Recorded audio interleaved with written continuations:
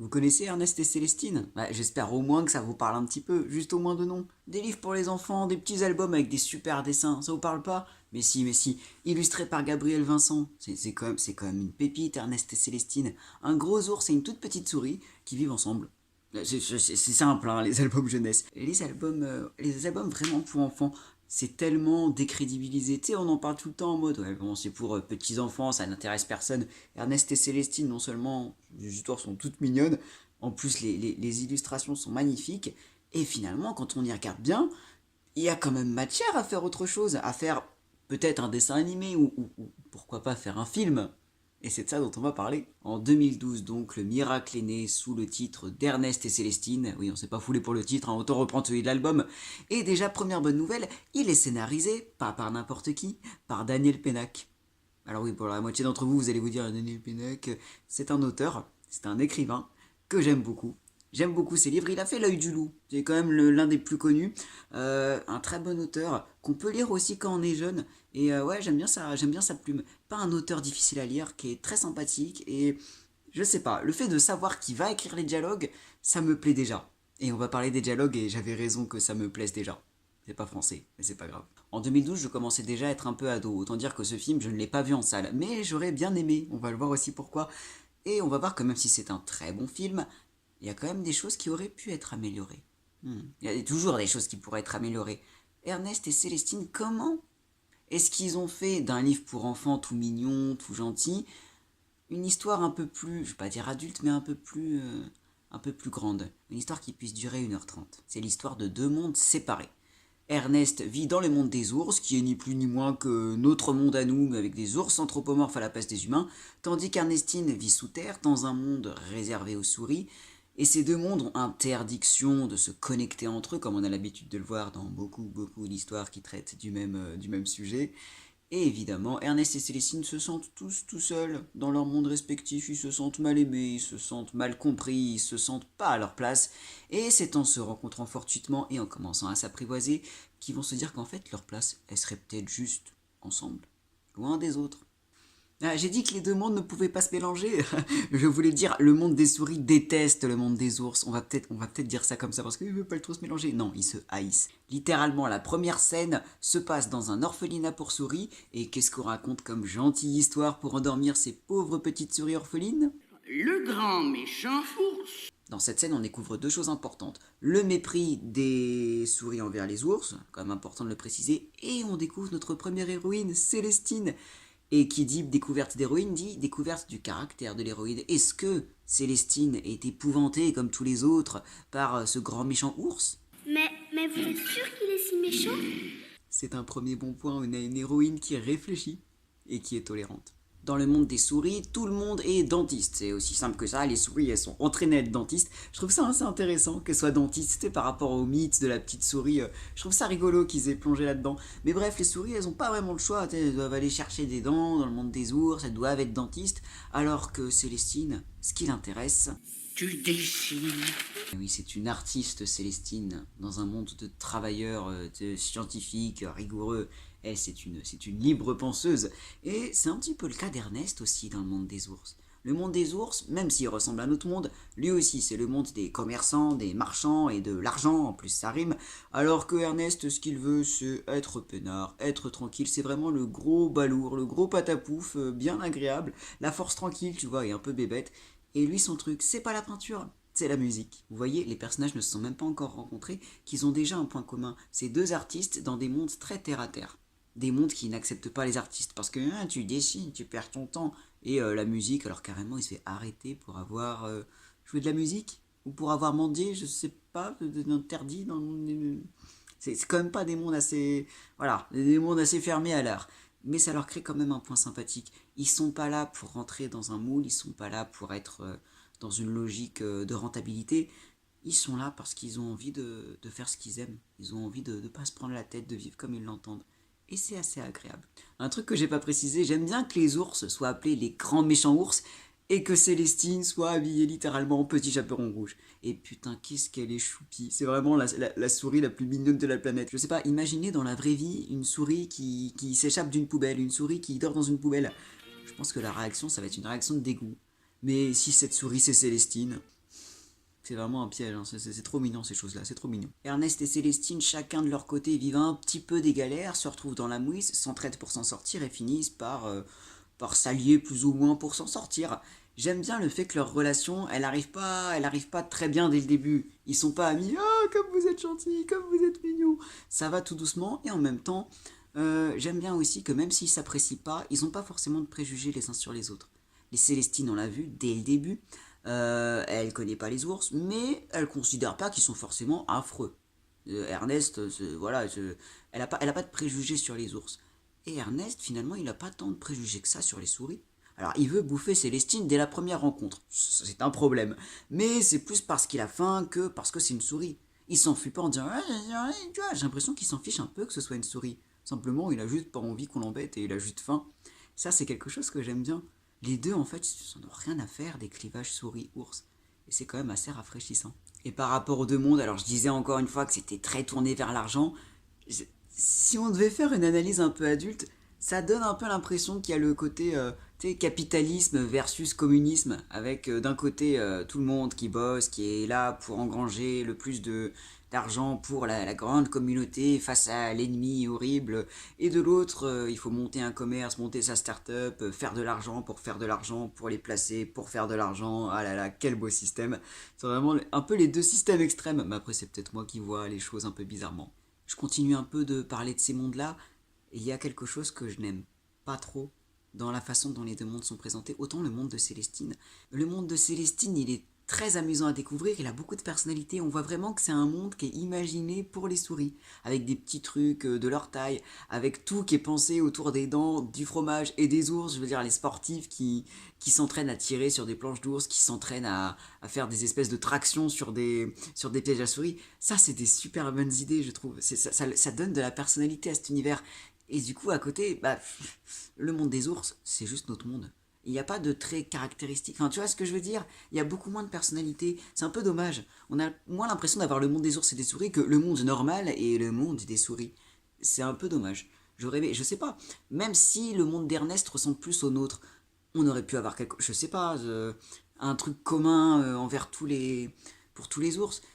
Qu'est-ce qu'on pourrait... Bah tiens, les confiseries, puisque la seule famille d'ours qu'on suit, c'est une famille avec un boulanger. Peut-être que eux, c'est un système de nourriture. Tout le monde fait de la nourriture et ça expliquerait pourquoi Ernest, lui, il galère parce il a tout le temps faim et qu'il peut pas s'offrir de nourriture parce qu'il travaille pas. Enfin, il pourrait y avoir un truc à faire là-dessus.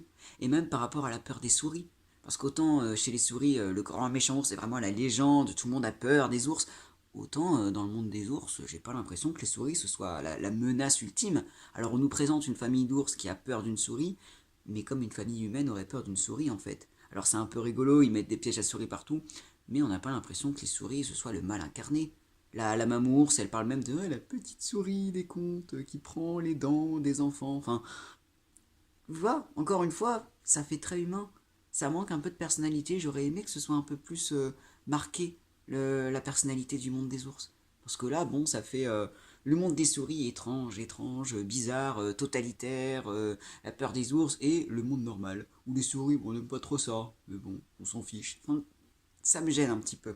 On va voir que ça va être un peu gênant en plus pour la suite. En termes de mise en scène, quelque chose que j'adore dans ce film, il y a plein de petits moments, on pourrait appeler ça presque des petites scénettes, tu vois, où la caméra elle bouge plus, on te présente une scène, ça bouge plus et juste ça enchaîne les gags, ça enchaîne les conneries, surtout à cause d'Ernest, on va pas se mentir.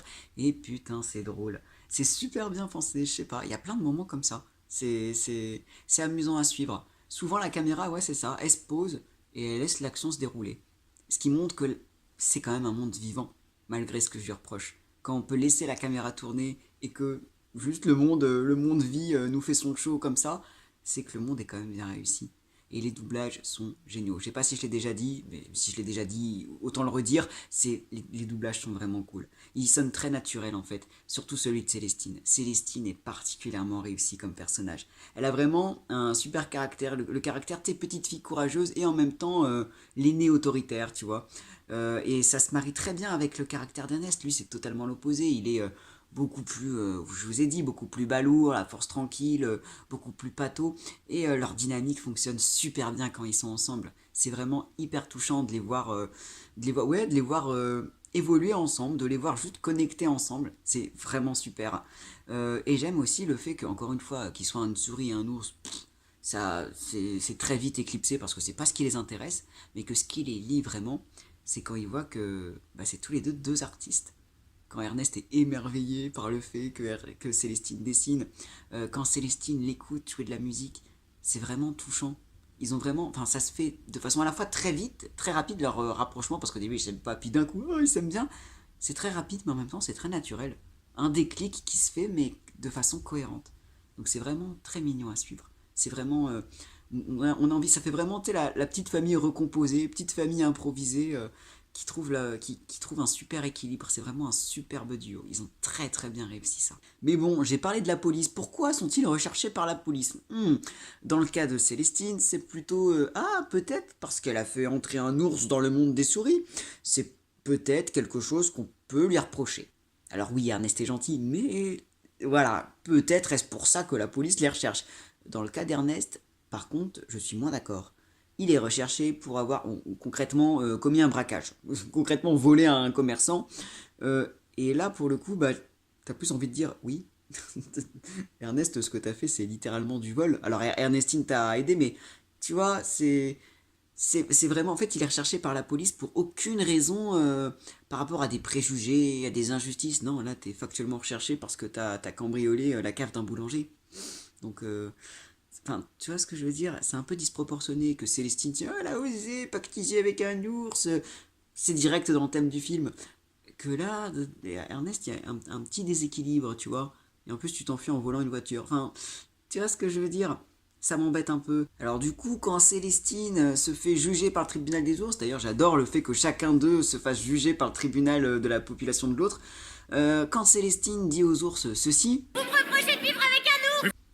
Je suis désolé ma chérie, mais je pense pas que ce soit ça qu'il te reproche. Je pense que là c'est juste le vol, le cambriolage d'Ernest. Par contre, quand Ernest est jugé par les souris, là pour le coup quand il dit ça... Eh oui, Célestine est mon ami. Oui, effectivement, là, pour le coup, c'est beaucoup plus logique. C'est ça que les souris reprochent réellement, mais pas les ours. Tu vois ce que je veux dire? C'est un petit peu embêtant. Parlons quand même de ces deux sociétés. J'aurais beaucoup aimé voir plus d'interaction entre elles. Parce qu'encore une fois, les souris ont l'air de dire « Ah, les ours, hein, c'est nos ennemis jurés. » Les ours ont l'air concrètement de s'en foutre. Et en même temps, tu vois, déjà ça c'est bizarre. Et en même temps, quand ils pourchassent Ernest et Célestine, donc déjà avec des motivations différentes, on voit quand même... Enfin, c'est mine de rien intéressant que la police s'unisse pour les rattraper, enfin s'unissent malgré elles, tu vois. Ils sont quand même, enfin les deux races de policiers sont là pour les arrêter.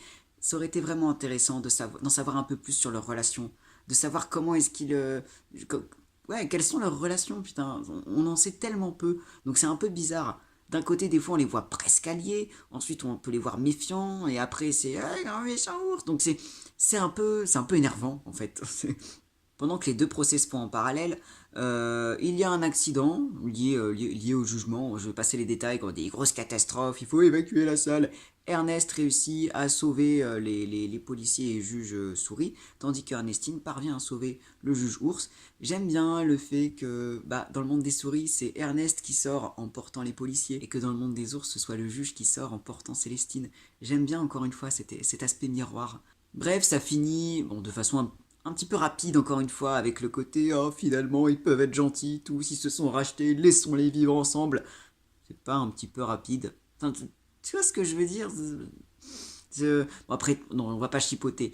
Le film Ernest et Célestine, c'est une dynamique de conte, donc c'est pour ça, moi là je me suis en mode j'aimerais bien savoir ça, j'aurais aimé en savoir plus là-dessus, mais je pense que c'était pas le but du film de tout nous expliquer, de nous dire exactement comment l'univers fonctionne. Le but c'était de nous faire voyager, de nous faire un peu rêver. Et c'est clairement réussi, rien qu'avec la musique. Je vous en ai montré quelques extraits là pendant le film, mais c'est vraiment super comme musique, c'est vraiment quelque chose de vachement entraînant, qui colle très bien aux scènes. Et j'apprécie aussi la fin. La fin qui dit qu'en fait, peut-être que les relations entre les ours et les souris vont rester comme ça, tu vois. À ce qu'on sait, il va pas y avoir de rapprochement entre les deux. On a jamais vu ça, en tout cas, dans la fin. Mais que la morale, ce soit un peu pour vivre heureux, vivons cachés. Tu sais, vivons loin de la société qui nous emmerde si on n'est pas bien, et vivons juste avec les gens qu'on aime. Tu vois ce que je veux dire? J'aime bien cette morale. Cette morale un peu tranquille, un peu cocooning, tu vois, genre, allez, on n'est pas obligé d'être dans un système qu'on n'aime pas, Si la société est nulle, on n'a qu'à l'ignorer, on s'en fout de ce qu'ils pensent. On n'a qu'à aller un peu plus loin. Encore faut-il laisser les gens faire ça, mais ça c'est un autre débat. Mais Ernest et Célestine, ça donne envie de replonger dans les bouquins. Un jour je ferai vraiment une vidéo sur les bouquins, vraiment les bouquins pour petits enfants.